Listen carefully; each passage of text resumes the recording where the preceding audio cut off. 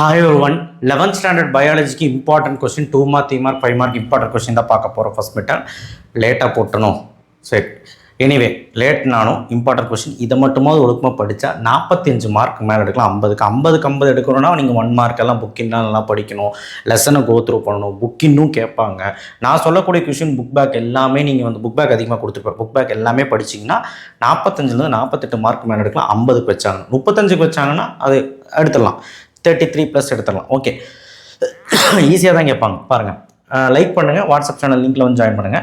Chapter 1 இதெல்லாம் தான். இதில் ரவுண்ட் பண்ணால் டேரக்ட் 5 மார்க், அதாவது 5 மார்க் இது. ஓகேவா, ரவுண்ட் வந்து 5 மார்க், மீதியில் 2 mark 3 mark. So gram staining procedure வந்து 5 mark, gram positive gram negative bacteria அப்படிங்கிறது டேபிள், அது 5 மார்க் 5 பாயிண்ட் படிச்சுக்கோங்க. Chapter 2 easy, 5 question. Gymnosperm angiosperm மட்டும் 5 மார்க் 5 பாயிண்ட் படிச்சுக்கோங்க. சாப்டர் 2மே புக் பேக் கொஸ்டின் மட்டும் தான் கொடுத்துருக்கேன். சாப்டர் 3லும் புக் பேக் இது. Modification of root, tap root modification, இது ரெண்டுமே 5 mark. Sorry, tap root modification, adventures root modification, இது ரெண்டுமே 5 மார்க் தனித்தனி. ட்ரா லீஃப் டயக்ராம், ஸோ இது பார்த்துக்கோங்க. Function of leaf, stem, root, இதெல்லாம் பார்த்துக்கோங்க. சாப்டர் 4ல் 8 9 10 நமக்கு வந்து 4 சாப்டருங்கிறாங்க. பாட்னியில் 4 சாப்டர்னு சொல்கிறாங்க, அதான் 4 சாப்டர் கொடுத்துருக்குறேன். ஜுவாலஜியில் 5 சாப்டருங்கிறாங்க. நீங்கள் எவ்வளோ சாப்டரோ அது படிச்சுக்கோங்க. நான் கொடுத்ததை படிக்கணும்னு அவசியம். உங்கள் ஸ்கூலில் எவ்வளோ சாப்டர் சொல்லுவாங்க அது படிச்சுக்கோங்க. Page number 78, figure number 4.26 A to D, floral formula, floral டயக்ராம்னு சொல்லிட்டு இதில் கேட்பாங்க. பேஜ் நம்பர் 78 பார்த்துக்கோங்க. எஸ்டிவேஷன், அந்த ஒரு பாக்ஸ் மாதிரி போட்டு டயக்ராம் போட்டு ஃப்ளோ சார்ட் மாதிரி போட்டிருப்பாங்க. டயக்ராம்லாம் போட்டு ஃப்ளோ சார்ட் போட்டு பாக்ஸாக போட்டுருங்க. அது எழுதினாலே 5 மார்க் கொடுத்துருவாங்க. பார்த்துக்கோங்க. மீதி எல்லாமே 5 மார்க் தான் இருக்குது. இதில் 2 மார்க்ஸ் வந்து ஏதாவது கேட்கலாம், ஓகேங்களா? ஆனால் நீங்கள் மித்த லெசன் படித்தாலே போதும். ஜுவாலஜியில் வந்து பயோபாட்னி முடிஞ்சு, ஜுவாலஜி வந்து சாப்டர் 1ல் இதெல்லாம் படிச்சுக்கோங்க. 11th 1 மட்டும் 5 மார்க். சாப்டர் 2ல் ஹெவியாக இருக்கிற மாதிரி இருக்கும், ஆனால் எல்லாமே இம்பார்ட்டன்ட் கொஸ்டின். 2 mark 3 mark.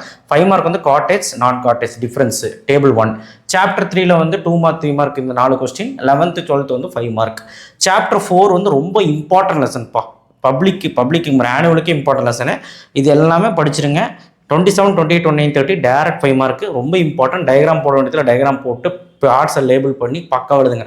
அவங்க அதிகமான பார்ட்ஸ் எதிர்பார்க்கல. 5 மார்க்னா ஒரு 7 8 பார்ட்ஸு, 2 மார்க் 3 மார்க்னா அதுக்கு தகுந்த மாதிரி பார்ட்ஸு, ஒரு 4 பார்ட்ஸு 3 பார்ட்ஸு, அவ்வளோதான். அதை லேபிள் பண்ணி கரெக்டாக எழுதுங்க. நல்லா வரைஞ்சி பாருங்கள். எக்கனாமிக் இம்பார்ட்டன்ஸ் ஆஃப் ஃப்ராகின், அதாவது தவளையின் பொருளாதார முக்கியத்துவங்கள் 5 மார்க்கு. ஃப்ராகுக்கும் டோடுக்கும் டிஃப்ரென்ஸ் கேட்பாங்க.